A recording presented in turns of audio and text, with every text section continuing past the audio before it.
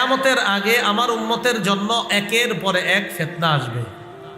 আল কাঈদু ফিহা খায়রুম মিনাল কাঈম। ওই জামানায় আমার উম্মতের যারা বসে থাকবে তারা তাদের চাইতে উত্তম যারা দাঁড়িয়ে থাকবে। আল কাঈমু খায়রুম ফিহা মিনাল মাশি। ওই জামানায় আমার উম্মতের যারা দাঁড়িয়ে থাকবে তারা তাদের চাইতে উত্তম যারা হাঁটবে, যারা হাঁটবে। ওয়াল মাশি খায়রুম ফিহা মিনাস সাঈ। ওই জামানায় আমার উম্মতের যারা হাঁটবে তারা তাদের চাইতে জামি যারা দৌড়ায়। যারা বসে থাকবে তারা নিরাপদ তাদের চাইতে যারা দাঁড়িয়ে থাকবে। যারা দাঁড়িয়ে থাকবে তারা নিরাপদ তাদের চাইতে যারা হাঁটবে। যারা হাঁটবে তারা নিরাপদ তাদের চাইতে যারা দৌড়াবে, যারা দৌড়াবে। গুরুত্বপূর্ণ একটা কথা শোনেন এই হাদিসের শেষে। এটা বুখারীতেও আছে, মুসলিমেও আছে, আবু দাউদ শরীফে আছে। রাসূল বলেন মাই ইউশরিফ লাহা। ফিতনা যে এইভাবে দেখতে চাইবে, কি বললাম ফিতনা মানে রাসূল বুঝাইতে চায় ফিতনা এড়িয়ে চলা ভালো। কেউ যদি ফিতনা দেখতে যায় উকি মেরেও ফিতনার দিকে তাকায়, তাস্তাশরিফু, ফিতনা তাকে গ্রাস করে ফেলবে। ফিতনার দিকে তাকাইলে ফিতনা তাকে ধরে ফেলবে। এই হাদিস দ্বারা কি বোঝা যায় বলেন তো? ফিতনা এড়িয়ে চলা ভালো। বলেন সবাই, ফিতনা এড়িয়ে চলা ভালো। বিষয়টা কেমন দেখেন, আমাদের এই বর্তমান যুগের অবস্থা, দুইজন কথা কাটাকাটি করতেছে, আপনি গেছেন, আরেকজন গেছে, 10 জন 20 জন 30 জন হয়ে গেছে। ঘটনাচক্রে একটা অঘটন ঘটে গেছে। আসলে আপনি এই জায়গায় এমনি দাঁড়ায় রয়েছেন, আপনি কিচ্ছু না এই জায়গায়, আপনি এই অপরাধের মধ্যেও শামিল না, অথচ দেখা যাচ্ছে সামনে একটা বিচার হবে বড়, ওই বিচারের মধ্যে আপনিও আসামি। ফিতনা কি লেগে গেছেন, আপনি কি কইতে চাইতে? মাই ইউশরিফ লাহা। রাসূল বলছে ফিতনায় যে উকি মেরে তাকায়। আর বুখারীর বর্ণনা আসছে মাই ইয়াস্তাশরিফহু, ফিতনায় যে তাকাবে, তাস্তাশরিফহু, ফিতনা তাকে গ্রাস করবে, ফিতনা তাকে ধরে ফেলবে। মাই ইউশরিফহা, মাই ইয়াশরিফহা। আর বুখারীর বর্ণনা আসে মাই ইয়াস্তাশরিফহা তাস্তাশরিফহু, ফিতনার দিকে যে উকি মেরে তাকাবে ফিতনা তাকে ধরবে। কথা কি বুঝে আসছে? এই জন্য মনে রাখবেন, গুনাহের জিনিস দেখতেও যায় না। বলেন কি বললাম? গুনাহের জিনিস। হুজুর ওই জায়গায় মেলা হয়, দেখি একটু কেমন হয়। আপনারা জানেন যে ওই জায়গায় প্রচুর গুনাহ হয়, চারোদিকে গুনাহ, আপনি কি দরকার সেখানে দেখতে যাওয়ার? তো ফিতনার দিকে যে উকি মারবে, রাসূল বলেন ফিতনা তাকে ধরে ফেলবে। এজন্য আপনারা ইসলাম বহির্ভূত নাম দিয়েও কিছু মাহফিল হয় আমাদের দেশে, যেখানে ইসলামের কোনো কাজ হয় না কিন্তু নাম মাহফিল। তখন আপনারা কি করেন? যে হুজুর একটু দেখতে গেলাম। কেন আপনি দেখতে গেলেন? আপনি তো দেখতে যাওয়া মানে সেখানে একটা দলের মধ্যে শামিল হয়ে যাওয়া। আপনি কেন ইসলাম সমর্থন করেন এমন জায়গায় যাবেন? রাসূলুল্লাহ সাল্লাল্লাহু আলাইহি সাল্লাম বলেন কিয়ামতের আগে আমার উম্মতের কাছে ফিতনা একের পর এক আসবে। ওই জামানায় যে বসে থাকবে সে তার চেয়ে নিরাপদ যে দাঁড়িয়ে থাকবে, যে দাঁড়িয়ে থাকবে সে তার চেয়ে নিরাপদ যে হাঁটবে, যে হাঁটবে সে তার চেয়ে নিরাপদ যে দৌড়াবে। রাসূল বলেন ফিতনায় যদি কেউ উকিও মারে ফিতনা তাকে গ্রাস করে ফেলবে। তাই ফিতনা থেকে বেঁচে থাকা আমার উম্মতের কর্তব্য। আল্লাহ আমাদেরকে ফিতনা থেকে বেঁচে থাকার তৌফিক দান করেন। হাদিস বুঝে থাকলে বলেন রাসূল কি বললেন? ভূমিকম্প, ফিতনা, গজব কি একটা আসবে না অনেকগুলো আসবে? এবার আসেন, আজকে কয় তারিখ? 14ই, সবাই বলেন 14ই ফেব্রুয়ারি। ফিতনা যে আসবে, এই ফিতনার মধ্যে সবচেয়ে ক্ষতিকর ফিতনা কোনটা? না 14ই ফেব্রুয়ারি আমি কইছি। ফিতনার মধ্যে সবচেয়ে কি ফিতনা? ক্ষতিকর ফিতনা। বুখারী শরীফের 5096 নাম্বার হাদিসে রাসূল বলে দিয়েছেন যে আমার উম্মতের জন্য সবচেয়ে ক্ষতিকর ফিতনা কোনটা। আবার আপনাদেরকে বলি, বলেন ফিতনা একটা আসবে না অনেকগুলা? এই অনেকগুলার মাঝে পুরুষের জন্য সবচেয়ে ক্ষতিকর ফিতনা কোনটা?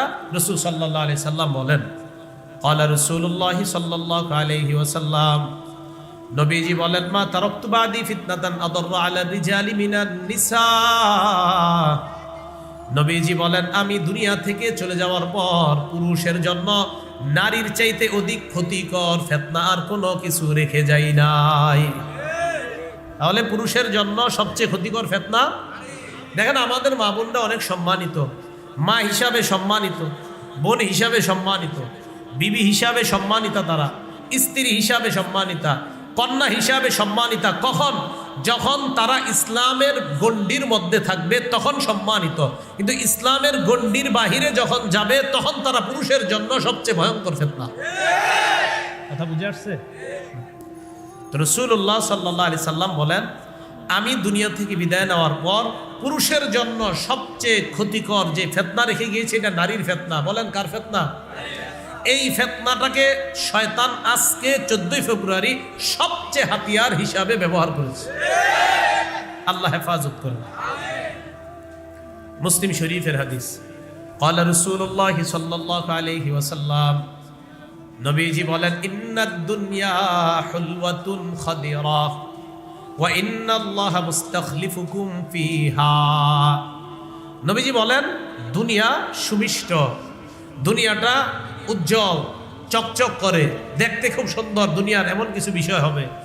এই দুনিয়াটা সুমিষ্ট, খাদিরাতুন সবুজ শ্যামল, সুজলা সুফলা, ওয়া ইন্নাল্লাহা মুস্তাখলিফুকুম ফিহা। দুনিয়াতে আমি তোমাদেরকে প্রতিনিধি বানাইলাম। আল্লাহ দুনিয়াতে আমাদেরকে প্রতিনিধি বানিয়েছেন। কথাগুলো বুঝবেন। দুনিয়াটা সবুজ শ্যামল সুমিষ্ট, এই সবুজ শ্যামল পৃথিবীতে আমাদেরকে প্রতিনিধি বানিয়েছেন কে? আল্লাহ। কেন বানিয়েছেন? আপনারা এই বাংলাটা আমারে জিজ্ঞাসা করেন, বলেন কেন বানিয়েছেন, আমারে বলেন। রাসূল বলেন, ফায়ানজুরু কাইফা তা'মালুন, আল্লাহ দেখবে তোমরা কেমন আমল করো। আবার বলছি, বলেন তো, দুনিয়াটা সুজলা সুফলা শ্যামল, সবুজ শ্যামল সুমিষ্ট, এই দুনিয়াতে আল্লাহ আমাদেরকে প্রতিনিধি বানিয়েছেন। এবার বলেন তো কেন বানিয়েছেন? আল্লাহ দেখবে আমরা কেমন আমল করি। কেন বানিয়েছেন? আল্লাহ দেখবে আমরা। এবার রাসূল আমাদেরকে সতর্ক করে দেয়, শোনো আমার উম্মত, আল্লাহ কিন্তু দেখতেছে কি আমল করো। আমি তোমরে সতর্ক করে যাচ্ছি, ফাত্তাকুদ দুনিয়া, দুনিয়ার ফিতনা থেকে বেঁচে থাকবা। আল্লাহ কিন্তু দেখবে দুনিয়ার ফিতনায় তুমি পড়ো কিনা। কি বলতেছে? নবীজি আমাদেরকে জানিয়ে দিলেন, আমার উম্মত, আল্লাহ তোমাদেরকে প্রতিনিধি বানিয়েছেন, আল্লাহ দেখবে তোমরা কেমন আমল করো। ফাত্তাকুদ দুনিয়া, দুনিয়ার ফিতনা থেকে বাঁচো। ওয়াত্তাকুন নিসা, নবী বলেন নারীর ফিতনা থেকে বাঁচো। দুনিয়ার ফিতনা আর নারীর ফিতনা। আচ্ছা একটু ভাবেন তো হাদিসটা। রাসূল বললেন দুনিয়াটা সবুজ শ্যামল, দুনিয়াটা সুজলা সুফলা, দুনিয়াটা সুমিষ্ট, এখানে আল্লাহ তোমাদেরকে প্রতিনিধি বানিয়েছেন। আমার উম্মত শোনো, আল্লাহ দেখবে তোমরা কেমন আমল করো। সাথে সাথে সতর্ক করে দিচ্ছে, আমার উম্মত দুনিয়ার ফিতনা থেকে বাঁচো, নারীর ফিতনা থেকে বাঁচো। কেন? কারণ আল্লাহ কিন্তু দেখছে কি করছো। এরপর রাসূল সাল্লাল্লাহু আলাইহি সাল্লাম দলিল হিসাবে একটা জাতি নারীদের ফিতনার কারণে ধ্বংস হয়ে গিয়েছে, দলিল হিসাবে আমাদেরকে রাসূল শোনায়া দিলেন, ফাইন্না আউওয়ালা ফিতনাতি বানি ইসরাঈল কানাত ফিন নিসা। নবীজি বলেন, বনি ইসরাইল সম্প্রদায়ের মাঝে সর্বপ্রথম যেই ফিতনাটা হয় সেই ফিতনা হলো নারীর ফিতনা। বলেন কার ফিতনা? নারীর ফিতনা। এজন্য তিরমিজি শরীফের 1173 নম্বর হাদিসে আসছে, ক্বালা রাসূলুল্লাহ সাল্লাল্লাহু আলাইহি ওয়াসাল্লাম, নবীজি বলেন, আল মারআতু আওরাতুন, নারী হলো ঢেকে রাখার জিনিস, নারী ঢাকনায় থাকার জিনিস, নারী পর্দায় থাকার জিনিস। ফাইদা খারাজাত ইস্তাশরাফাহা শাইতান, এই নারী যখন পর্দা ছাড়া ঢাকনা ছাড়া বের হয়, শয়তান এই নারীকে পুরুষের সামনে মোহনীয় রূপে উপস্থাপন করে দেয়। এই জন্য রাসূল বললেন, দুনিয়ার ফিতনা নারীর ফিতনা থেকে তোমরা বেঁচে থাকো। তাহলে আবার আগের কথা আসেন, অনেক ফিতনা আসবে, একের পরে এক ফিতনা আসবে। সবচেয়ে ভয়ঙ্কর ফিতনা পুরুষের জন্য কোনটা? রাসূল বলছে এর থেকে বেঁচে থাকো। আল্লাহ আমাদেরকে হেফাজত করেন। তাহলে ইদা জুলজিলাতিল আরদু জিলজালাহা গেল, ভূমিকম্পে দুনিয়া ধ্বংস হবে। এর আগে অনেক ফিতনা হবে, অনেক ভূমিকম্প হবে। কোন ফিতনাগুলো ভয়ঙ্কর সেটাও সংক্ষিপ্তভাবে বললাম। ভূমিকম্পের মাধ্যমে যখন কিয়ামত ঘটে যাবে, তারপর কি হবে? ওয়া আখরাজাতিল আরদু আসকালাহা, এই জমিন তার পেটে যারা আছে তাদেরকে বের করে দিবে। মরণ যারা আছে, মরাদেরকে বের করে দিবে। আল কতমা ফিহা মিনাল মাউতা, যত মৃতরা আছে এই মরাদেরকে জমিন বের করে দিবে। তাহলে বলেন তো, জমিনের পেটে যারা আছে, কিয়ামত হয়ে গেলে জমিন কি করবে? বের করে দিবে। বের করে দিবে আরো কি কি? স্বর্ণ রূপার যেই খাজানাগুলো আছে এগুলো বের করে দিবে। তিরমিজি শরীফের 2208 নম্বর হাদিসের বর্ণনা, ক্বালা রাসূলুল্লাহ সাল্লাল্লাহু আলাইহি ওয়াসাল্লাম, নবীজি বলেন তাকিউল আরদু আফলাজা কাবিদিহা আমসাল আল উস্তাওয়ানি মিনাজ যাহাবি ওয়াল ফিদ্দা।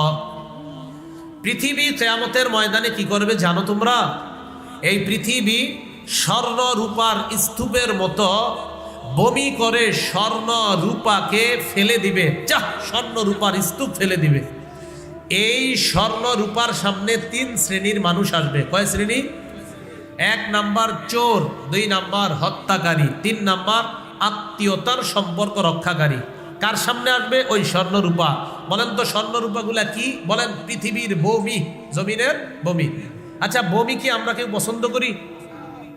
কারো কি বমি পছন্দ হয়? জিনার আওয়াজ 2-3 জনে, মানে অন্যরা পছন্দ করেন। আরে বমি কারো পছন্দ নাকি? এই জিনা প্রথম বললেন না, খান নাকি অনেকে? এটা মানে জিনা জিনা মানে মনে অনেকের পছন্দ। আরে জমিন স্বর্ণ রূপারে বমি কইরা ফেলে দিছে। বমি ভালো জিনিস না খারাপ এটা বলেন? এই চোর স্বর্ণ রূপার সামনে আসবে। আসার পর চোর বলবে ফি মিসলি হাজা কুতিয়া দিয়াদি, ছি ছি, এই বমির কারণে আমার হাত কাটা হলো। চোর এসে বলবে আমি এই স্বর্ণ রূপা চুরি করতে গেলাম, মানুষ ধরে আমার হাত কেটে দিছে, আমি এই বমি চুরি করতে গিয়ে হাত কাটলাম। চোর আফসোস করবে। হত্যাকারী স্বর্ণ রূপার সামনে গিয়ে বলবে ফি হাজা কতালতু, এই স্বর্ণ রূপার কারণে কত মানুষ আমি হত্যা করলাম, কত মানুষ আমি মার্ডার করলাম, এই স্বর্ণ রূপার এই বমির কারণে আমি মানুষ মারলাম। ওয়ায়াজিউল কাতিউ ফায়াকুল, রক্তের সম্পর্ক ছিন্নকারী আসবে, আসার পর বলবে ফি হাদা কতাতু রহিমি, এই স্বর্ণ রূপার কারণে আমি আমার রক্তের সম্পর্ক ছিন্ন করলাম। আমার বোনটা যেন আমার স্বর্ণ রূপার দিকে না তাকায়, তাই বোনটার ফোন ধরি নাই, বোনটারে বেশি বাসায় আসতে দেয় নাই, কখন না জানি আবার স্বর্ণ রূপার দিকে নজর দিয়ে দেয় কিনা। ওই রক্তের সম্পর্ক ছিন্নকারী স্বর্ণ রূপার সামনে দাঁড়ায় বলবে এই বমির কারণে আমি আমার রক্তের সম্পর্ক ছিন্ন করলাম। কম্পনের সূরা, কম্পন সৃষ্টি হওয়ার সূরা। এই সূরার মধ্যে আল্লাহ পৃথিবীর প্রকম্পন নিয়ে আলোচনা করবেন, ভূমিকম্প নিয়ে আল্লাহ আলোচনা করবেন। এই সূরার 4টি অংশে আলোচনা করব।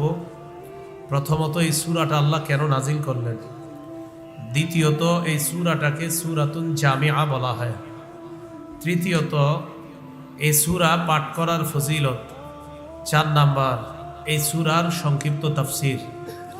প্রথম কথা, এই সূরাটা আল্লাহ কেন নাজিল করলেন?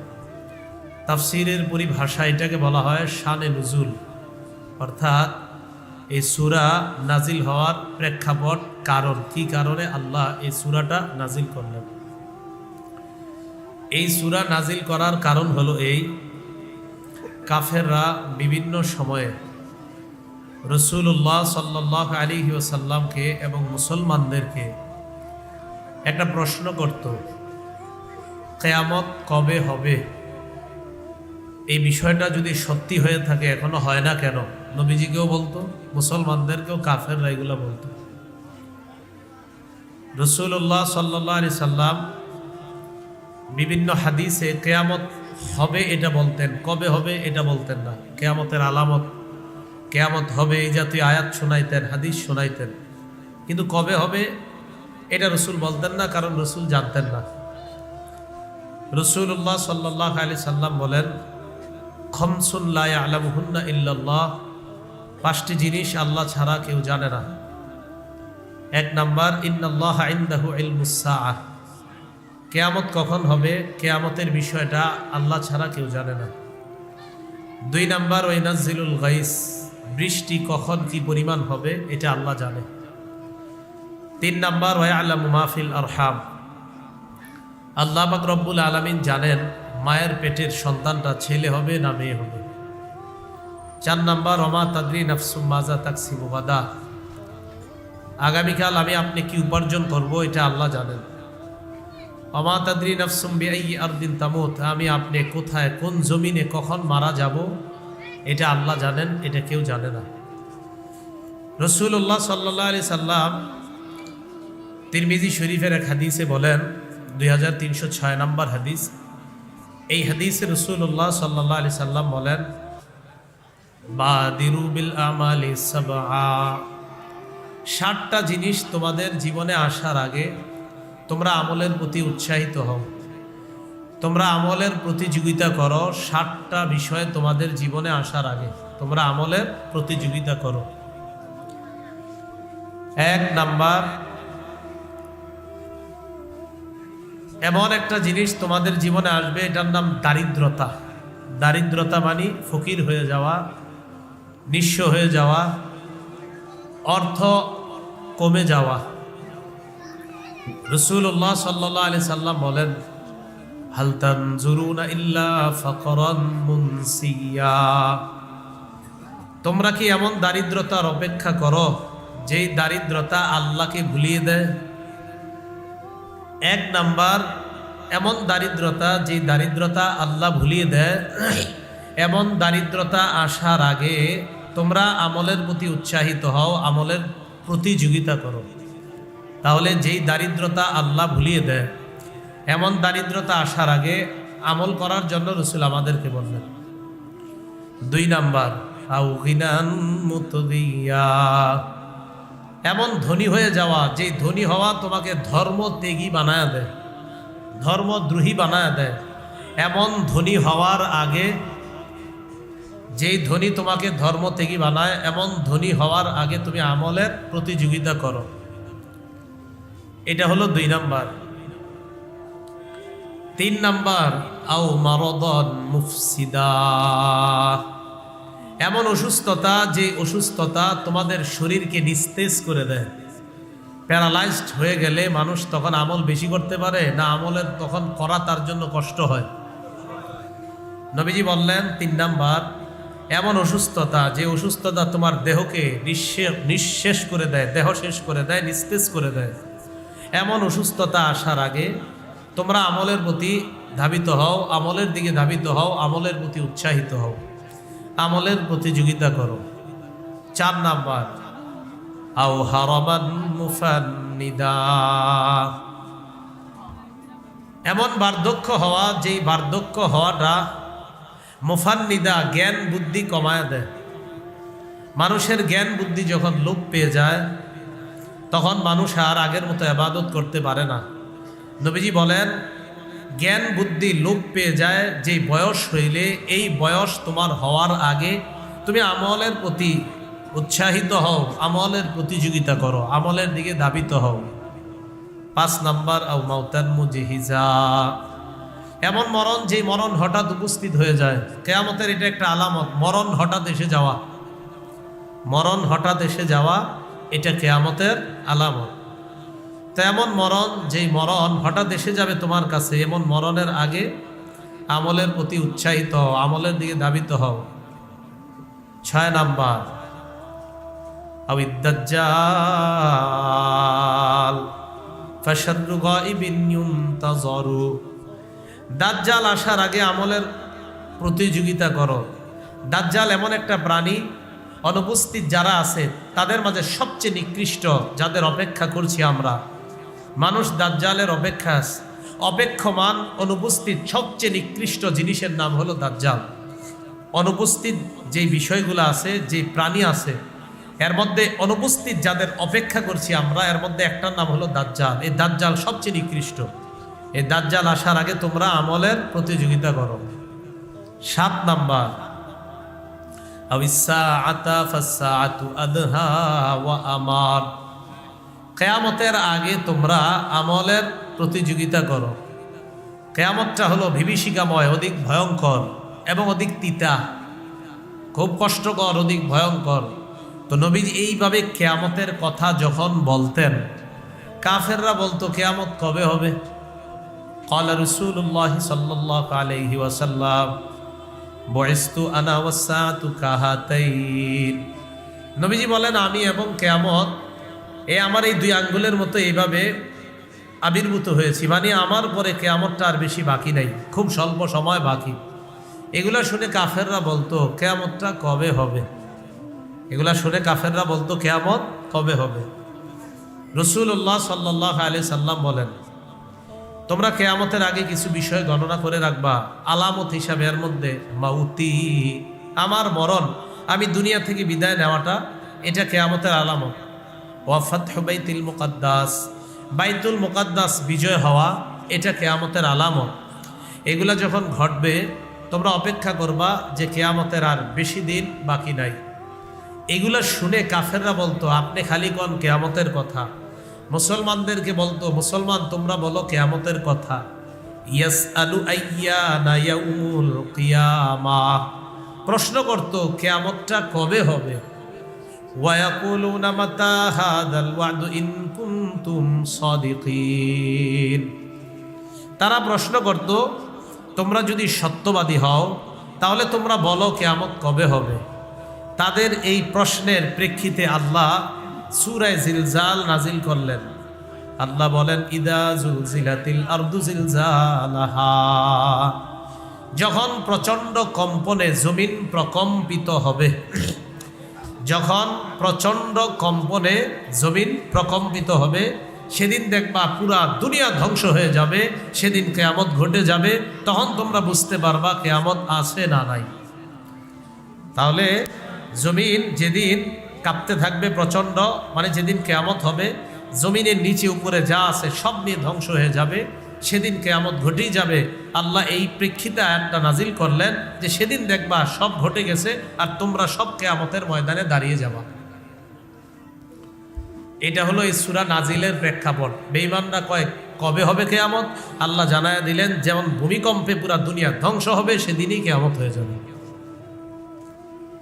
2 নাম্বার কথা, এই সূরাকে সূরাতুন জামিআ বলা হয়। এমন একটা সূরা যেই সূরাটা দুনিয়া আখিরাতের সব বিষয়গুলা সংক্ষিপ্তভাবে এই সূরার মধ্যে আল্লাহ একত্রিত করে দিয়েছেন। এক সাহাবী রাসূলুল্লাহ সাল্লাল্লাহু আলাইহি সাল্লামের কাছে আসলেন। আবু দাউদ শরীফের বর্ণনা 1399 নম্বর হাদিস। হাদিসের বর্ণনাকারী সাহাবী আব্দুল্লাহ ইবনে আমর রাদিয়াল্লাহু তাআলা আনহু, তিনি বলেন, আতা রাজুলুন রাসূলুল্লাহি সাল্লাল্লাহু আলাইহি ওয়াসাল্লাম, এক ব্যক্তি আল্লাহ রাসূল সাল্লাল্লাহু আলাইহি সাল্লামের কাছে আসলেন। আসার পর বললেন, ফাকালা আকরিনি ইয়া রাসূলুল্লাহ, হে আল্লাহ রাসূল, আমাকে আপনি কোরআন পড়া শিখিয়ে দেন, আমাকে আপনি কোরআন পড়া শিখিয়ে দেন। ফাকালা লাহু ইকরা সালাসাম মিন জাওয়াতি আলিফ লাম রা, নবীজি তাকে বললেন, তুমি আলিফ লাম র বিশিষ্ট কোরআনের 3টা সূরা পড়ো, আমি তোমারে পড়ায়া দিই। কোরআনে অনেক সূরা আছে না আলিফ লাম র দিয়ে শুরু, এমন 3টা সূরা তুমি পড়ো, আমি তোমাকে পড়াই।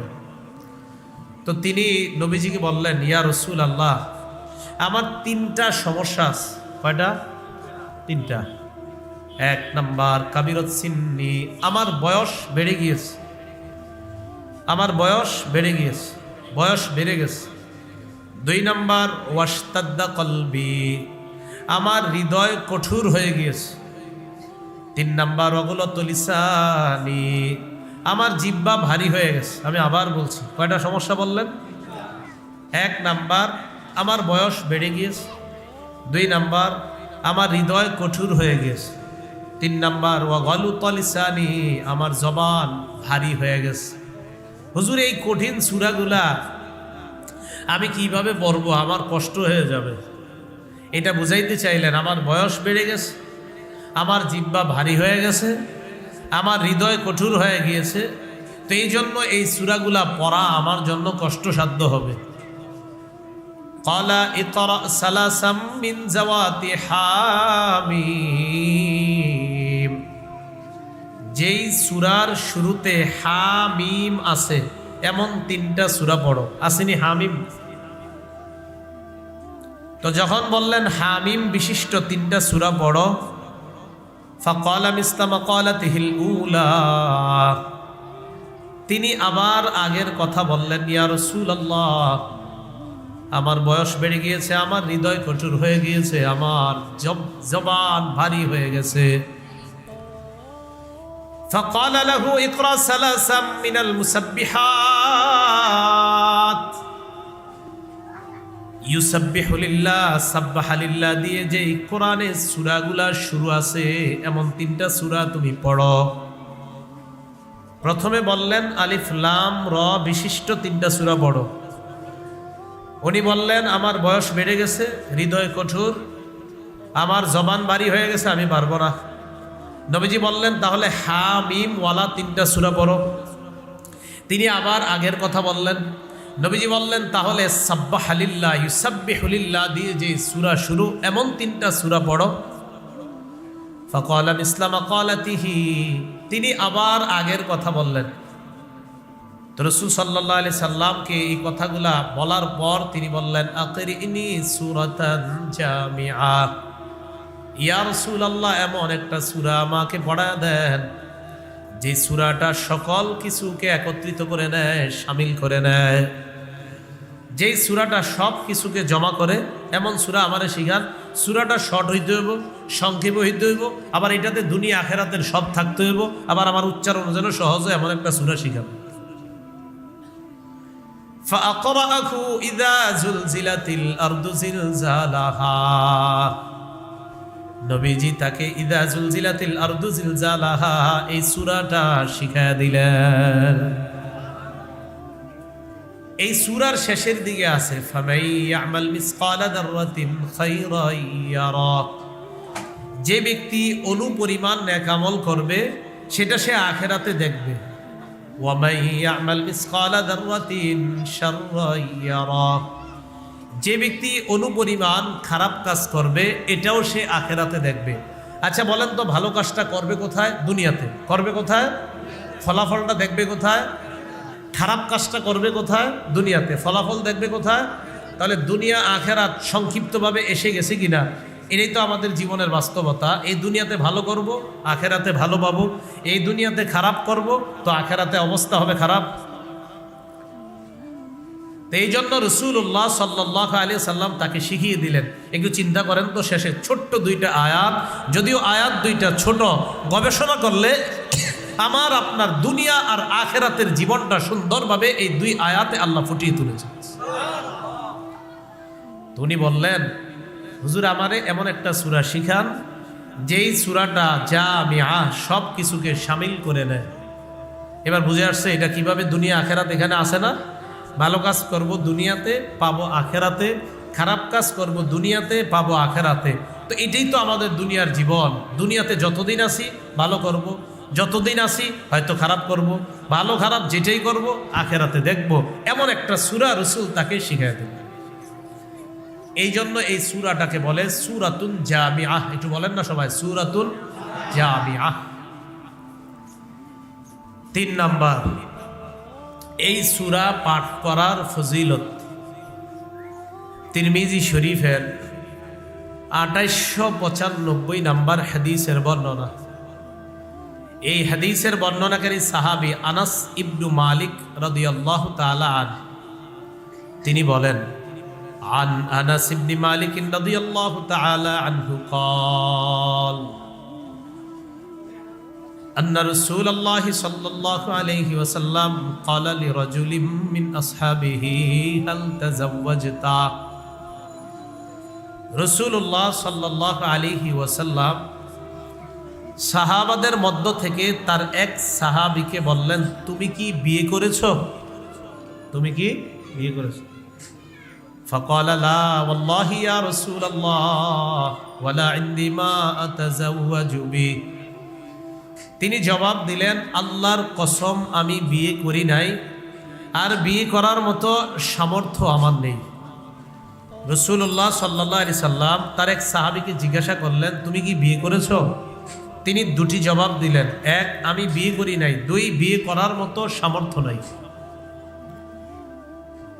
فقال له رسول الله صلى الله عليه وسلم أليس معك قل هو الله أحد, নবীজি তাকে বললেন তোমার কাছে কি কুল হু আল্লাহু আহাদ এই সূরাটা নাই? তোমার সাথে কি কুল হু আল্লাহু আহাদ এই সূরাটা নাই? قال بلى يا رسول الله, তিনি জবাব দিলেন এই সূরাটা আমার কাছে আছে। নবীজি বললেন সুলুসুল কোরআন, তাহলে তো কোরআনের 3 ভাগের 1 ভাগ তোমার কাছে আছে। কোরআনের 3 ভাগের, এর মানে কোন উম্মত যদি সূরা ইখলাস কুল হুয়াল্লাহু আহাদ এই সূরাটা একবার পড়ে, তার আমলনামায় আল্লাহ কোরআনের 1/3 অর্থাৎ কোরআনের 3 ভাগের 1 ভাগ তেলাওয়াত করার সওয়াব আল্লাহ তাকে দিয়ে দেন। রাসূল বলেন তোমার কাছে কি এটা নাই? কয় আছে তো। এরপর নবী বললেন আলাইসা মাকা কুল ইয়া আইয়ুহাল কাফিরুন, তোমার কাছে কি কুল ইয়া আইয়ুহাল কাফিরুন এই সূরাটা নাই? কুল ইয়া আইয়ুহাল কাফিরুন এই সূরাটা কি তুমি পারো না? ক্বালা বালা ইয়া রাসূলুল্লাহ, তিনি জবাব দিলেন এটাও আমি পারি। নবীজি বললেন রুবুল কোরআন, তাহলে তো কোরআনের 4 ভাগের 1 ভাগ তোমার কাছে আছে। এর মানে কুল ইয়া আইয়ুহাল কাফিরুন এই সূরাটা কেউ একবার পড়লে তার আমলনামে আল্লাহ কোরআন 4 ভাগের 1 ভাগ তেলাওয়াত করার সওয়াব দিয়ে দেন। 7.5 পারা, কয় পারা? 7.5 পারা কতটুকু হয়? 4 ভাগের 1 না, 7.5 দুগুণে কত? 15। 3 7.5, 3 7.5, 4 7.5, এই তো। তাহলে 4 ভাগের 1 ভাগ 7.5 না? তো কুল ইয়া আইয়ুহাল কাফিরুন যদি কেউ একবার পড়ে তার আমল নামায় আল্লাহ কোরআনের 4 ভাগের 1 ভাগ তেলাওয়াত করার সওয়াব দিয়ে দেয়। এরপর রাসূল বললেন আলাইসা মাকা ইযা জাআ নাসরুল্লাহি ওয়াল ফাত, তোমার কাছে কি ইযা জাআ নাসরুল্লাহি ওয়াল ফাতহু এই সূরাটা নাই? তুমি কি ইযা জাআ নাসরুল্লাহি ওয়াল ফাত এই সূরাটা তুমি পারো না? তিনি জবাব দিলেন এই সূরাটাও আমি পারি। নবী বললেন রুবুল কোরআন এই সূরাটাও যদি একবার তেলাওয়াত করে, ইযা জাআ নাসরুল্লাহি ওয়াল ফাত একবার যদি কেউ তেলাওয়াত করে তার আমলনামায়ও আল্লাহ কোরআনের 4 ভাগের 1 ভাগ তেলাওয়াতের সওয়াব দিয়ে দেয়। শেষের দিকে আল্লাহ রাসূল বললেন আলাইসা মাকা ইযা যুলজিলাতিল আরদু জিলজালাহা, তোমার কাছে কি ইযা যুলজিলাতিল আরদু জিলজালাহা এই সূরাটা নাই? এটা কি তুমি পারো না? সাহাবী জবাব দিলেন বালা ইয়া রাসূলুল্লাহ ইযা যুলজিলাতিল আরদু জিলজালাহা এটাও আমি পারি। নবীজি বললেন ইযা যুলজিলাতিল আরদু জিলজালাহা কেউ যদি একবার পড়ে তার আমলনামায় আল্লাহ কোরআন 4 ভাগের 1 ভাগ তেলাওয়াতের সওয়াব দিয়ে দেয়। তাহলে এই হাদিস থেকে জানলাম ইযা যুলজিলাতিল আরদু জিলজালাহা একবার যদি কেউ পড়ে আল্লাহ তার আমলনামায় কোরআন 4 ভাগের 1 ভাগ তেলাওয়াতের সওয়াব আল্লাহ তাকে দিয়ে দেয়। তিরমিজি শরীফের যে হাদিসটা আপনাদেরকে শোনাইলাম এই হাদিসের চাইতে আরো শক্তিশালী সনদে, সনদ মানি হাদিস যারা বর্ণনা করেছেন তাদের বর্ণনাটা আরো বেশি শক্তিশালী। আগে যে হাদিসটা বললাম এটার চাইতে এই মাত্র যে হাদিসটা আপনাদেরকে শোনাইলাম এই হাদিসটা তিরমিজি শরীফের 2895 নম্বর হাদিস। এখন যে হাদিসটা শোনাবো এটা হলো তিরমিজি শরীফের 2893। তাহলে কয়টা হাদিস ব্যবধান? 2টা। এই 2 হাদিস আগে 2893 নম্বর হাদিসের বর্ণনা। এই হাদিসের বর্ণনাকারী আনাস ইবনে মালিক। মন দিয়ে শোনেন হাদিসটা। সূরা ইখলাস বা কুল হুয়াল্লাহ সূরা একবার পড়লে কয় পারা কোরআন তেলাওয়াতের সওয়াব? 2 বার পড়লে, 3 বার পড়লে, অর্থাৎ কোরআন সূরা ইখলাস একবার পড়লে কোরআন 3 ভাগের 1 ভাগ তেলাওয়াতের সওয়াব, 2 বার পড়লে 3 ভাগের 2 ভাগ তেলাওয়াতের সওয়াব, 3 বার পড়লে পুরা কোরআন 3 ভাগ অর্থাৎ পুরা কোরআনের সওয়াব পাওয়া যায়। এখন হাদিসটা শুনেন। তিরমিজি শরীফের 2893 নম্বর হাদিস। ক্বালা রাসূলুল্লাহ সাল্লাল্লাহু আলাইহি ওয়াসাল্লাম, নবীজি বলেন মান ক্বারা ইযা যুলজিলাতিল আরদু জিলজালাহা উদিলাত লাহু বিনিসফিল কোরআন। কোন ব্যক্তি যদি একবার ইযা যুলজিলাতিল আরদু জিলজালাহা পড়ে আল্লাহ তার আমলনামায় অর্ধেক কোরআন 15 পারা তেলাওয়াতের সওয়াব দিয়ে দেন। ইখলাস একবার পড়লে কয় পারা? 10 পা 10। আর ইযা যুলজিলাতিল আরদু একবার পড়লে 15। কথা বুঝছেন নি? তাহলে ইখলাস 3 বার পড়লে পূর্ণ কোরআনের সওয়াব, আর ইযা যুলজিলাতিল আরদু জিলজালাহা 2 বার পড়লে পূর্ণ কোরআনের সওয়াব পাওয়া যায়। এ হলো এই সূরা তেলাওয়াতের ফজিলত। 4 নাম্বার এই সূরার সংক্ষিপ্ত তাফসীর। 1 নাম্বার আয়াতে আল্লাহ বলেন ইদা জুলজিলাতিল আরদু জিলজালাহা, যখন প্রচন্ড কম্পনে জমিন প্রকম্পিত হবে। খুব ভালো করে শোনেন এই জায়গাটা। জমিন প্রকম্পিত হবে, জমিন কাঁপতে থাকবে, ভূমিকম্প হবে। এই আসল ভূমিকম্পে যে কিয়ামত হয়ে যাবে, এই ভূমিকম্পের আগে যেই ভূমিকম্প হয় এগুলা কিয়ামতের আলামত। বলেন তো, একটা ভূমিকম্প হবে যেটা পুরা দুনিয়া ধ্বংস হবে, এটা হলো কিয়ামত। বলেন এটা কি? এই কিয়ামতের আগে আরো ভূমিকম্প হবে, ওইগুলা কিয়ামতের আলামত। কিয়ামতের আলামতে যেই ভূমিকম্পগুলা হয়, কেন হয়? আমাদের গুনাহের কারণে। আবার বলছি, বলেন তো সবাই, যেই ভূমিকম্পে পুরা দুনিয়া শেষ হয়ে যাবে, এটা কি? কিয়ামত। এটার আগে যতগুলা ভূমিকম্প হবে এগুলা কিয়ামতের। বলেন তো, কিয়ামতের আলামত হিসাবে যেই ভূমিকম্পগুলা হবে এগুলা কাদের কারণে? আমাদের গুনাহের কারণে। সহিহ বুখারীর বর্ণনা 1036 নম্বর হাদিস।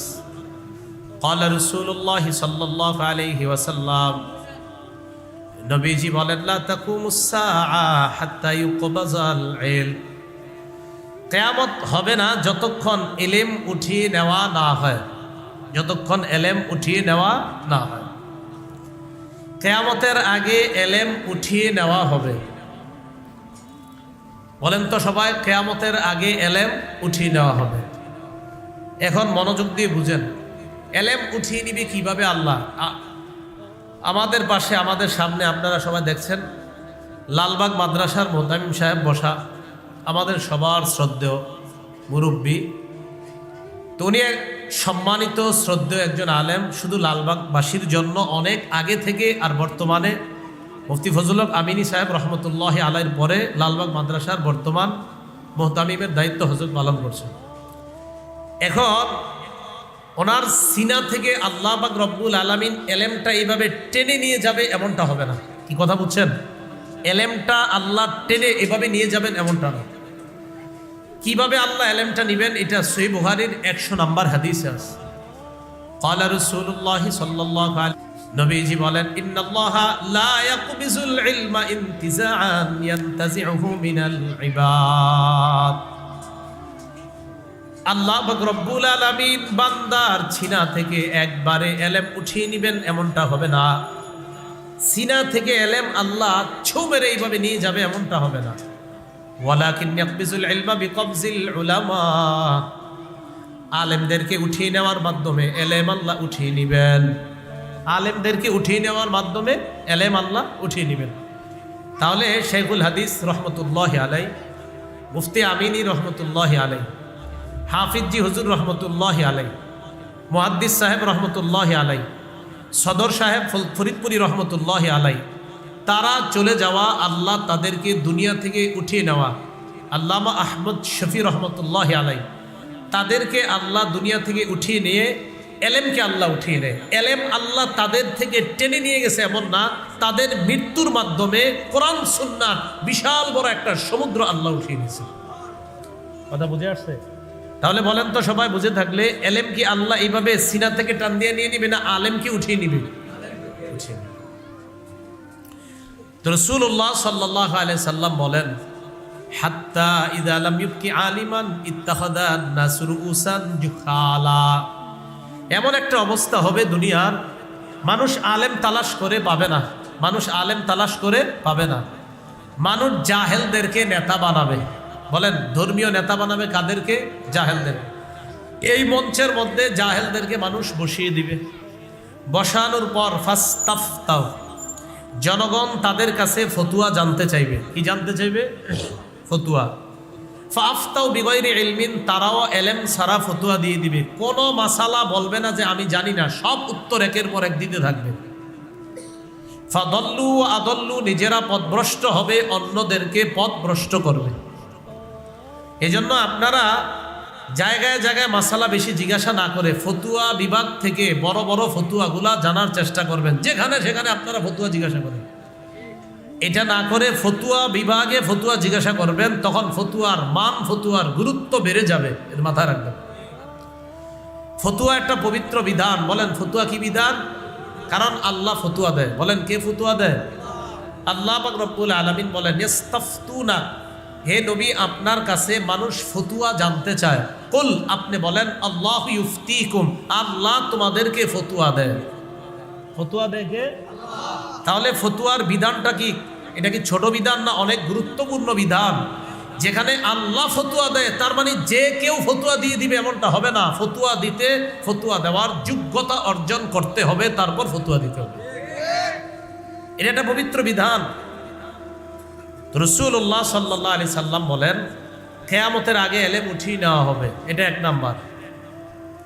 এরপর বলেন ওয়াতাকসুরাজ জালাজিল, ভূমিকম্প অনেক হবে। বলেন তো ভূমিকম্প কি হবে? অনেকগুলো ভূমিকম্প হবে, একের পর এক ভূমিকম্প হতে থাকবে। ওয়াতাকসুরাজ জালাজিল, ভূমিকম্প হবে। তাহলে এই ভূমিকম্প যে হবে অনেকগুলা, এগুলা কি বলেন তো? কিয়ামতের আলামত। ওয়াতাকসুরাল ফিতান, ফিতনা হবে, অনেক ফিতনা হবে। বলেন সবাই কি ফিতনা হবে? অনেক ফিতনা হবে। কেমন ফিতনা হবে? মুসলিম শরীফের এক হাদিসে রাসূলুল্লাহ সাল্লাল্লাহু আলাইহি সাল্লাম বলেন সাতাকুনু ফিতানুন, কিয়ামতের আগে আমার উম্মতের জন্য একের পরে এক ফিতনা আসবে। আল কাঈদু ফিহা খায়রুম মিনাল কাঈম, ওই জামানায় আমার উম্মতের যারা বসে থাকবে তারা তাদের চাইতে উত্তম যারা দাঁড়িয়ে থাকবে। আল কাঈমু খায়রুম ফিহা মিনাল মাশি, ওই জামানায় আমার উম্মতের যারা দাঁড়িয়ে থাকবে তারা তাদের চাইতে উত্তম যারা হাঁটবে, যারা হাঁটবে। ওয়াল মাশি খায়রুম ফিহা মিনাস সাঈ, ওই জামানায় আমার উম্মতের যারা হাঁটবে তারা তাদের চাইতে জামি যারা দৌড়ায়। যারা বসে থাকবে তারা নিরাপদ তাদের চাইতে যারা দাঁড়িয়ে থাকবে, যারা দাঁড়িয়ে থাকবে তারা নিরাপদ তাদের চাইতে যারা হাঁটবে, যারা হাঁটবে তারা নিরাপদ তাদের চাইতে যারা দৌড়াবে, যারা দৌড়াবে। গুরুত্বপূর্ণ একটা কথা শোনেন এই হাদিসের শেষে, এটা বুখারীতেও আছে, মুসলিমেও আছে, আবু দাউদ শরীফে আছে। রাসূল বলেন মাইয়ুশরিফ লাহা, ফিতনা যে এইভাবে দেখতে চাইবে। কি বললাম? ফিতনা মানে রাসূল বুঝাইতে চায় ফিতনা এড়িয়ে চলা ভালো। কেউ যদি ফিতনা দেখতে যায়, উকি মেরেও ফিতনার দিকে তাকায়, তাস্তাশরিফু, ফিতনা তাকে গ্রাস করে ফেলবে। ফিতনার দিকে তাকাইলে ফিতনা তাকে ধরে ফেলবে। এই হাদিস দ্বারা কি বোঝা যায় বলেন তো? ফিতনা এড়িয়ে চলা ভালো। বলেন সবাই ফিতনা এড়িয়ে চলা ভালো। বিষয়টা কেমন দেখেন, আমাদের এই বর্তমান যুগের অবস্থা, দুইজন কথা কাটাকাটি করতেছে, আপনি গেছেন, আরেকজন গেছে, 10 জন 20 জন 30 জন হয়ে গেছে। ঘটনাচক্রে একটা অঘটন ঘটে গেছে। আসলে আপনি এই জায়গায় এমনি দাঁড়ায় রয়েছেন, আপনি কিচ্ছু না এই জায়গায়, আপনি এই অপরাধের মধ্যেও শামিল না, অথচ দেখা যাচ্ছে সামনে একটা বিচার হবে বড়, ওই বিচারের মধ্যে আপনিও আসামি। ফিতনা কি লেগে গেছেন, আপনি কি কইতে চাইতে? মাইয়ুশরিফ লাহা, রাসূল বলছে ফিতনায় যে উকি মেরে তাকায়। আর বুখারীর বর্ণনা আসছে মাইয়াস্তাশরিফহু, ফিতনায় যে তাকাবে, তাস্তাশরিফহু, ফিতনা তাকে গ্রাস করবে, ফিতনা তাকে ধরে ফেলবে। মাইয়াশরিফহা, আর বুখারীর বর্ণনা আসে মাইয়াস্তাশরিফহা তাস্তাশরিফহু, ফিতনার দিকে যে উকি মেরে তাকাবে, ফিতনা তাকে ধরবে। কথা কি বুঝে আসছে? এই জন্য মনে রাখবেন, গুনাহের জিনিস দেখতেও যায় না। বলেন কি বললাম? গুনাহের জিনিস। হুজুর এই জায়গায় মেলা হয়, দেখি একটু কেমন হয়। আপনারা জানেন যে ওই জায়গায় প্রচুর গুনাহ হয়, চারোদিকে গুনাহ, আপনি কি দরকার সেখানে দেখতে যাওয়ার? তো ফিতনার দিকে যে উকি মারবে, রাসূল বলেন ফিতনা তাকে ধরে ফেলবে। এজন্য আপনারা ইসলাম বহির্ভূত নাম দিয়েও কিছু মাহফিল হয় আমাদের দেশে, যেখানে ইসলামের কোনো কাজ হয় না কিন্তু নাম মাহফিল। তখন আপনারা কি করেন? যে হুজুর একটু দেখতে গেলাম। কেন আপনি দেখতে গেলেন? আপনি তো দেখতে যাওয়া মানে সেখানে একটা দলের মধ্যে শামিল হয়ে যাওয়া। আপনি কেন ইসলাম সমর্থন করেন এমন জায়গায় যাবেন?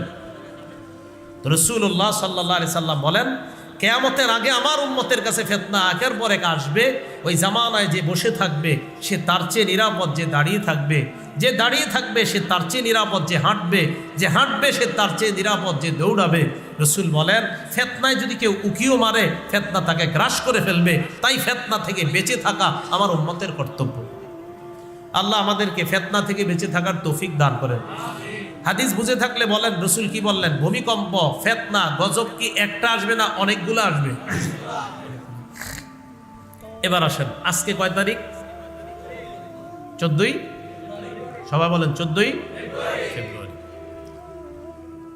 ফিতনা যে আসবে, এই ফিতনার মধ্যে সবচেয়ে ক্ষতিকর ফিতনা কোনটা?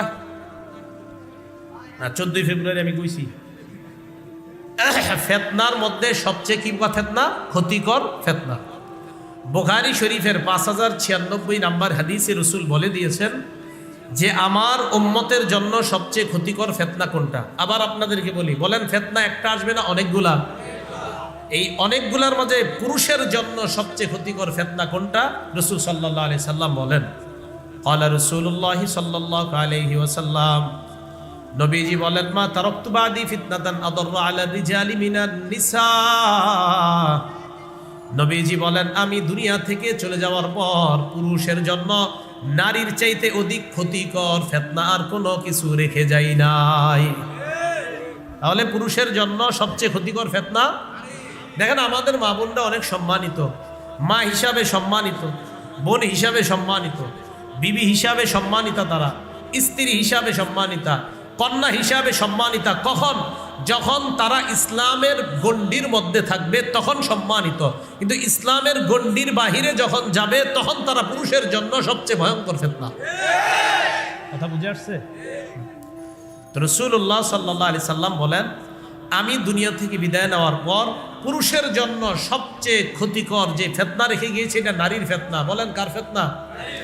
এই ফিতনাটাকে শয়তান আজকে 14ই ফেব্রুয়ারি সবচেয়ে হাতিয়ার হিসাবে ব্যবহার করেছে। আল্লাহ হেফাজত করুন। মুসলিম শরীফের হাদিস, ক্বালা রাসূলুল্লাহ সাল্লাল্লাহু আলাইহি ওয়াসাল্লাম, নবীজি বলেন, ইন্নাদ দুনিয়া হুলওয়াতুন খাদিরা ওয়া ইন্নাল্লাহা মুস্তাখলিফুকুম ফিহা। নবীজি বলেন, দুনিয়া সুমিষ্ট, দুনিয়াটা উজ্জ্বল, চকচক করে, দেখতে খুব সুন্দর, দুনিয়ার এমন কিছু বিষয় হবে। এই দুনিয়াটা সুমিষ্ট, খাদিরাতুন, সবুজ শ্যামল, সুজলা সুফলা, ওয়া ইন্নাল্লাহা মুস্তাখলিফুকুম ফিহা। দুনিয়াতে আমি তোমাদেরকে প্রতিনিধি বানাইলাম। আল্লাহ দুনিয়াতে আমাদেরকে প্রতিনিধি বানিয়েছেন। কথাগুলো বুঝবেন। দুনিয়াটা সবুজ শ্যামল, সুমিষ্ট। এই সবুজ শ্যামল পৃথিবীতে আমাদেরকে প্রতিনিধি বানিয়েছেন কে? আল্লাহ। কেন বানিয়েছেন? আপনারা এই বাংলাটা আমারে জিজ্ঞাসা করেন, বলেন কেন বানিয়েছেন, আমারে বলেন। রাসূল বলেন, ফায়ানজুরু কাইফা তা'মালুন, আল্লাহ দেখবে তোমরা কেমন আমল করো। আবার বলছি, বলেন তো, দুনিয়াটা সুজলা সুফলা, শ্যামল, সবুজ শ্যামল, সুমিষ্ট, এই দুনিয়াতে আল্লাহ আমাদেরকে প্রতিনিধি বানিয়েছেন। এবার বলেন তো কেন বানিয়েছেন? আল্লাহ দেখবে আমরা কেমন আমল করি। কেন বানিয়েছেন? আল্লাহ দেখবে আমরা। এবার রাসূল আমাদেরকে সতর্ক করে দেয়, শোনো আমার উম্মত, আল্লাহ কিন্তু দেখতেছে কি আমল করো। আমি তোমরা সতর্ক করে যাচ্ছি, ফাত্তাকুদ দুনিয়া, দুনিয়ার ফিতনা থেকে বেঁচে থাকবা। আল্লাহ কিন্তু দেখবে দুনিয়ার ফিতনায় তুমি পড়ো কিনা। কি বলতেছে? নবীজি আমাদেরকে জানিয়ে দিলেন, আমার উম্মত, আল্লাহ তোমাদেরকে প্রতিনিধি বানিয়েছেন, আল্লাহ দেখবে তোমরা কেমন আমল করো। ফাত্তাকুদ দুনিয়া, দুনিয়ার ফিতনা থেকে বাঁচো। ওয়াত্তাকুন নিসা, নবী বলেন নারীর ফিতনা থেকে বাঁচো। দুনিয়ার ফিতনা আর নারীর ফিতনা। আচ্ছা একটু ভাবেন তো হাদিসটা। রাসূল বললেন দুনিয়াটা সবুজ শ্যামল, দুনিয়াটা সুজলা সুফলা, দুনিয়াটা সুমিষ্ট, এখানে আল্লাহ তোমাদেরকে প্রতিনিধি বানিয়েছেন। আমার উম্মত শোনো, আল্লাহ দেখবে তোমরা কেমন আমল করো। সাথে সাথে সতর্ক করে দিচ্ছে, আমার উম্মত দুনিয়ার ফিতনা থেকে বাঁচো, নারীর ফিতনা থেকে বাঁচো। কেন? কারণ আল্লাহ কিন্তু দেখছে কি করছো। এরপর রাসূল সাল্লাল্লাহু আলাইহি সাল্লাম দলিল হিসাবে, একটা জাতি নারীদের ফিতনার কারণে ধ্বংস হয়ে গিয়েছে, দলিল হিসাবে আমাদেরকে রাসূল শোনায়া দিলেন, ফাইন্না আউওয়ালা ফিতনাতি বানি ইসরাঈলা কানাত ফিন নিসা। নবীজি বলেন, বনি ইসরাইল সম্প্রদায়ের মাঝে সর্বপ্রথম যেই ফিতনাটা হয় সেই ফিতনা হলো নারীর ফিতনা। বলেন কার ফিতনা? নারীর ফিতনা।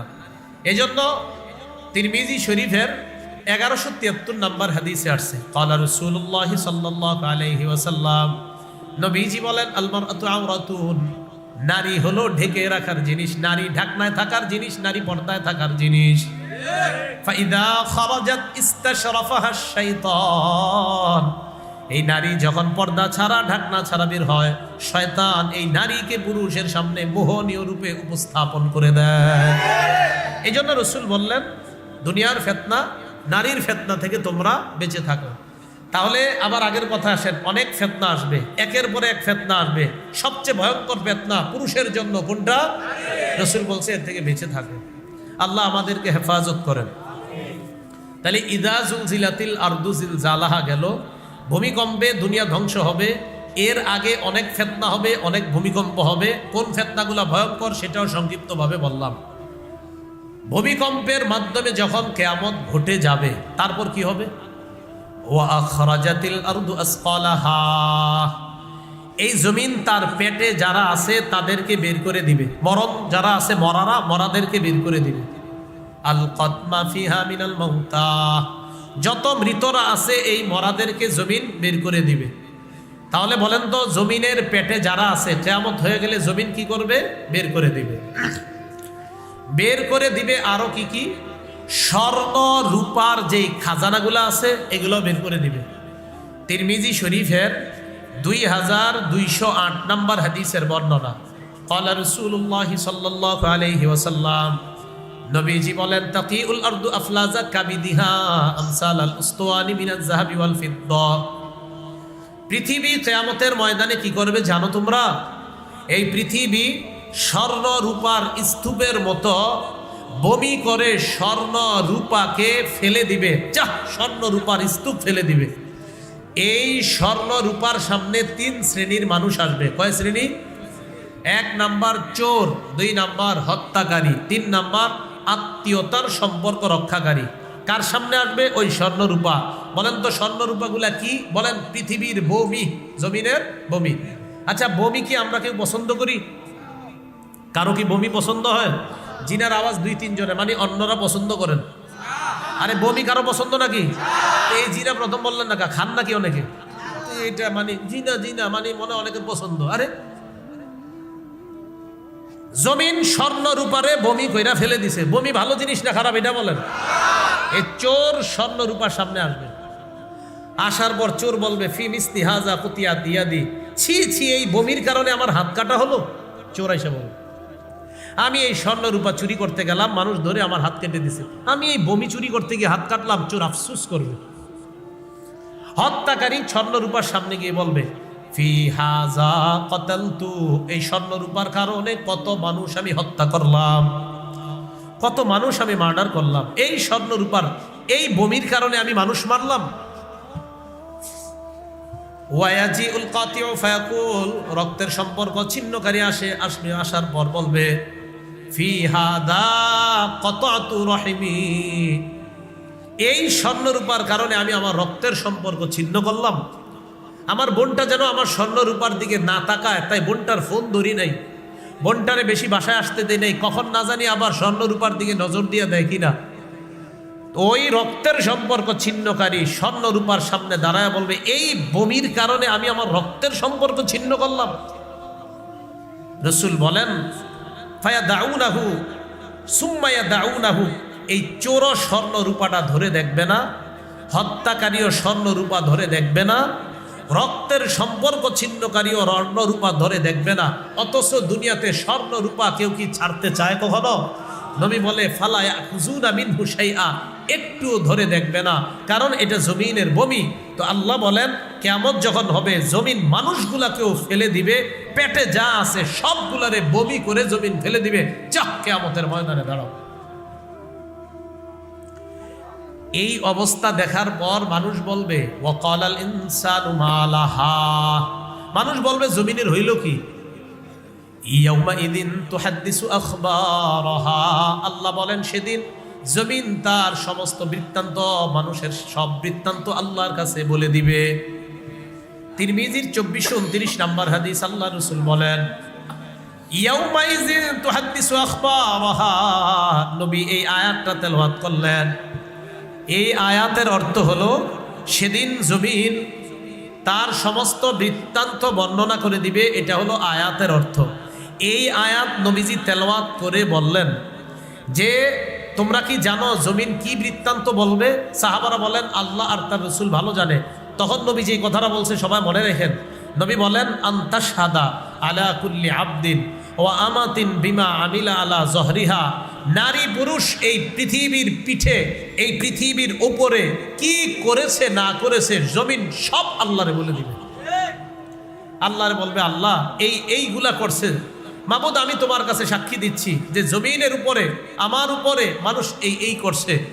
তার বলে দিবে আমিলা কাজা ওয়া কাজা ইয়াউমা কাজা ওয়া কাজা, অমুক দিন অমুক সময়ে এই কাজগুলা করেছে আল্লাহ, আমি তোমার কাছে বিচার দিলাম। তো এই কথাটা আল্লাহ পাক রব্বুল আলামিন জানায়া দিলেন যে জমিন সেদিন তার সব বৃত্তান্ত বলে দিবে। ভাই আমি আপনি জমিনের উপর চলছি না, প্রত্যেকটা মুহূর্ত চিন্তা করেন যে সর্বনাশ, আমার ওঠা, আমার বসা, আমার চলন বলন, আমার ডান বাম, জমিন আল্লাহকে সব সাক্ষী দিয়ে বলে দিবে। এইভাবে বলার পর আল্লাহ বলে জানো কেন বলবে? বিআন্না রাব্বাকা আওহা লাহা, আপনার রব জমিনকে হুকুম করেছে, তাই ওই জমিন রবকে সব বলে দিবে। ইয়াউমা ইজি ইয়াসদুরুন নাসু আশতাতাল লিয়ারাউ আমালাহুম, চারদিক থেকে বিক্ষিপ্তভাবে মানুষগুলা বের হবে যেন তাদের আমলনামা তাদেরকে দেখিয়ে দেওয়া হয়। ফামাইয়ামাল মিসকালা যাররাতিন খায়রান ইয়ারা, সেদিন যেই ব্যক্তি অনুপরিমাণ নেক আমল করবে এটাও দেখতে পাবে। ওমাইয়া আমাল মিসকালা যাররাতিন শাররান ইয়ারা, যেই ব্যক্তি অনুপরিমাণ খারাপ কাজ করবে এটাও দেখতে পাবে। তাই নবীজি বলেন লা তাহকিরান্না মিনাল মারুফি শাইআ, তোমরা ছোট নেক আমলকে তুচ্ছ মনে করবা না। ওয়ালাউ আন তালকা আখাকা বিওয়াজহিন তালাক, তোমার ভাইয়ের সাথে হাসি মুখে কথা বলবা এটাও তুমি ছোট মনে করবা না। এই যে হাসি মুখে কোনো ভাইয়ের সাথে কথা বললেন এটাও কিয়ামতের ময়দানে আমল নামায় দেখতে পাবেন। কাউকে আপনি এক কাপ চা পান করাইলেন, নিয়ত করে ফেললেন আল্লাহ আপনার খুশি করার জন্য, এই মানুষটারে আমি আপনার জন্য ভালোবাসি, তাই এক কাপ চা পান করাইলাম, এই আমলটাও কিয়ামতের মাঠে আপনি দেখবেন, সওয়াবটা দেখতে পাবেন। আল্লাহ আমাদের সকলকে সূরা জিলজালের যে কথাগুলো বললাম একটু বলতে পারবেন নি সবাই? বলেন তো আসল ভূমিকম্পে কি হয়ে যাবে? কিয়ামত। কিয়ামতের আগে যে ভূমিকম্পগুলো হয় এগুলা কিয়ামতের, বলেন কিয়ামতের আলামত যে ভূমিকম্পগুলো হয় কাদের গুনাহের কারণে? আমাদের। ও আচ্ছা, আমাদের গুনাহের কারণে যে হয় এটার একটা দলিল কি? ইবনে মাজার 4020 নম্বর হাদিস, রাসূল বলেন লা ইয়াশরাবান্না নাসুম মিন উম্মতি আল খামরা, আমার উম্মতের একদল মানুষ মদ পান করবে, ইউসাম্মুনাহা বিগাইরি ইসমিহা, মদ পান করবে অন্য নাম দিয়া, তারা মাদকের নাম দিবে অন্য, মাদক সেবন করবে নাম হবে গাঁজা, মাদক নিবে নাম হবে ইয়াবা, মাদক নিবে নাম হবে ফেন্সিডিল, মাদক হবে নাম হবে হিরোইন, মাদক হবে নাম হবে আফিম, মাদক নিবে নাম হবে কানাডা ড্রাই, মাদকের নাম হবে মাস্তুদ, মাদকের নাম হবে শ্যাম্পেন, মাদকের নাম হবে বিয়ার, বিভিন্ন নামে তারা মদ নিবে। রাসূল সাল্লাল্লাহু আলাইহি সাল্লাম বলেন এইভাবে তারা মাদকের একটা জয় জয়কর অবস্থা হবে। বিভিন্ন রেস্টুরেন্ট, বিভিন্ন রিসোর্ট, বিভিন্ন জায়গায় তারা এইভাবে মদ টানতে থাকবে। ইউজাফু আলা রুউসিহিম বিল কাইনাতি ওয়াল মুগান্নিয়াত, গায়িকা নায়িকারা গানের তালে নাচানাচি করতে থাকবে। নবীজি বলেন এমন অবস্থা যখন হবে ইয়াকসিফুল্লাহু বিহিমুল আরদ, আল্লাহ তাদেরকে সহ জমিনের নিচে ধসিয়ে দিবে, আল্লাহ তাদেরকে দাফন করে দিবে। অনেক দূরে যেতে হবে আমার এখন আবার। আল্লাহ আমাদের সকলকে যা শুনলাম বললাম এর উপরে যেন আমরা আমল করতে পারি, আল্লাহ তৌফিক দান করেন। আমিন। রব্বি জিদনি